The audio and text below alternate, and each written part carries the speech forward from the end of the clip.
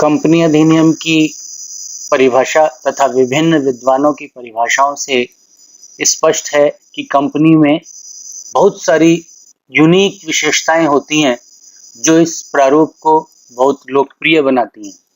और एक नहीं, हम कोई 20 से लेकर 25 तक विशेषताएं गिना सकते हैं जो कंपनी की होती हैं।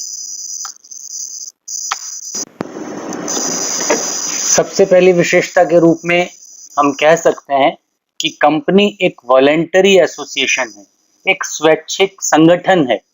बहुत सारे व्यक्ति एक कॉमन गोल के लिए, कॉमन ऑब्जेक्ट के लिए जब संगठित होते हैं, एक संघ बनाते हैं, तो उसको हम वॉलेंटरी एसोसिएशन कह सकते हैं। स्वैच्छिक संगठन के नाम से हम जान सकते हैं। कंपनी एक समामेलित संस्था है, एन इनकॉर्पोरेटेड इंस्टीट्यूशन और इनकॉर्पोरेटेड बॉडी। यानी कि कंपनी एक ऐसी संस्था है या निकाय है जिसका कंपनी अधिनियम 2013 या उसके किसी पूर्ववर्ती कंपनी अधिनियम के तहत समामेलन हुआ हो। कोई भी कंपनी जिसका समामेलन नहीं हुआ है वह कंपनी नहीं मानी जा सकती, इसीलिए इसको समामेलित संस्था कहते हैं, एन इनकॉर्पोरेटेड इंस्टीट्यूशन और इनकॉर्पोरेटेड बॉडी।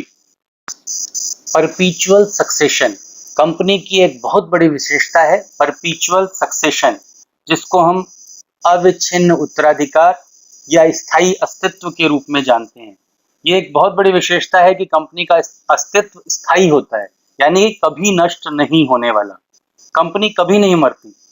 इसका कारण यह है कि कंपनी विधान के अनुसार बनाई जाती है और कंपनी विधान ही इसका अंत कर सकता है, समापन कर सकता है। और किसी भी प्रकार से, चाहे कंपनी के सारे सदस्यों की मृत्यु हो जाए या अक्षम हो जाएं या पागल हो जाएं या दिवाली हो जाएं, तो भी एक कंपनी का समापन नहीं होता। किसी ने सत्य ही कहा है कि मैन में come, man may go, but a company goes on forever. इस संबंध में ब्लैकस्टोन लिखते हैं कि एक नदी तब भी नदी बनी रहती है जबकि उसका निर्माण करने वाला तत्व अर्थात पानी हर पल बदलता रहता है। Professor LC. गोवर ने एक रोचक वृत्तांत लिखा है द्वितीय महायुद्ध काल के समय एक हाइड्रोजन बम गिर गया तो भी सारे सदस्य मारे गए, लेकिन कंपनी का अस्तित्व बना रहा। यानी एक हाइड्रोजन बम भी कंपनी के अस्तित्व को समाप्त नहीं कर सकता। इसलिए यह सत्य ही है कि सदस्य आते जाते रहते हैं, किंतु कंपनी का अस्तित्व सदैव बना रहता है। जैसे कोई भी शेयर होल्डर होता है, यदि उसकी मृत्यु हो जाती है तो उसका नेचुरली उसका सक्सेशन उसके उत्तराधिकारी को मिल जाता है।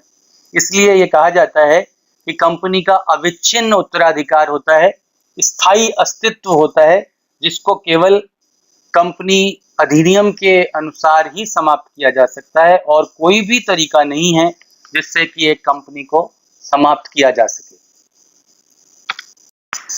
लिमिटेड लायबिलिटी कंपनी की एक सबसे बड़ी विशेषता अगर कोई है तो वो लिमिटेड लायबिलिटी है, सीमित दायित्व। हमने जब कंपनी अधिनियम के इतिहास की चर्चा की थी तो देखा था कि उसमें शुरू के कुछ कंपनी अधिनियमों में सीमित दायित्व को मान्यता नहीं दी गई थी, इसलिए उसको उचित नहीं माना गया था। यह सीमित दायित्व कंपनी प्रारूप का सबसे बड़ा लाभ तथा सबसे बड़ी विशेषता है। इससे आशय है कि कंपनी के सदस्यों का दायित्व सीमित होता है। सामान्यतः सदस्यों के द्वारा जो धारित अंश होते हैं, अंशों द्वारा सीमित कंपनी के जो सदस्य हैं उनका दायित्व केवल उतना होता है जो उनके द्वारा धारित अंशों के अंकित मूल्य की अदत्त राशि के बराबर होता है। इससे अधिक उनसे कुछ भी नहीं लिया जा सकता। यानी अगर किसी ने कोई अदत्त राशि पहले ही चुका दी है तो उसके बाद उस सदस्य से कोई भी राशि नहीं प्राप्त की जा सकती। 10 रुपए का अंश और किसी ने 100 अंश लिए हैं तो 1000 रुपए से अधिक की राशि उन सदस्यों से वसूल नहीं की जा सकती। चाहे कंपनी को अपने ऋणों को चुकाने के लिए या दायित्वों की पूर्ति के लिए बहुत ज्यादा धन की आवश्यकता हो तो भी सदस्यों का दायित्व सीमित रहेगा। ये अवश्य है कि गारंटी द्वारा जो सीमित कंपनियां हैं उनकी दशा में प्रत्येक सदस्य का दायित्व गारंटी की राशि तक सीमित होता है, लेकिन वह राशि भी केवल कंपनी के समापन की दशा में ही उनसे वसूल की जा सकती है, उससे पहले नहीं। यानी कि उनका भी दायित्व सीमित हो गया। असीमित दायित्व वाली कंपनियों के सदस्यों की दायित्व की सीमा नहीं होती, लेकिन ये इस प्रकार का असीमित दायित्व वाली कंपनियां प्राय अव्यावहारिक मानी जाती हैं, इसलिए चयन में नहीं है। और ये लिमिटेड लायबिलिटी की जो धारणा है वही इस कंपनी प्रारूप को सबसे ज्यादा लोकप्रिय बनाती है। सेपरेट लीगल एंटिटी, पृथक वैधानिक अस्तित्व। कंपनी की एक बहुत बड़ी विशेषता, यह विशेषता जो पृथक वैधानिक अस्तित्व के रूप में है, उसका एक वैधानिक किंतु स्वतंत्र अस्तित्व होता है। यह स्वतंत्र अस्तित्व उसका अपने सदस्यों से, अपने संचालक मंडल से अलग माना जाता है। यानी कि एक कंपनी का अस्तित्व पृथक है, वैधानिक रूप से है और उसके सदस्यों और संचालक मंडल से बिल्कुल अलग है।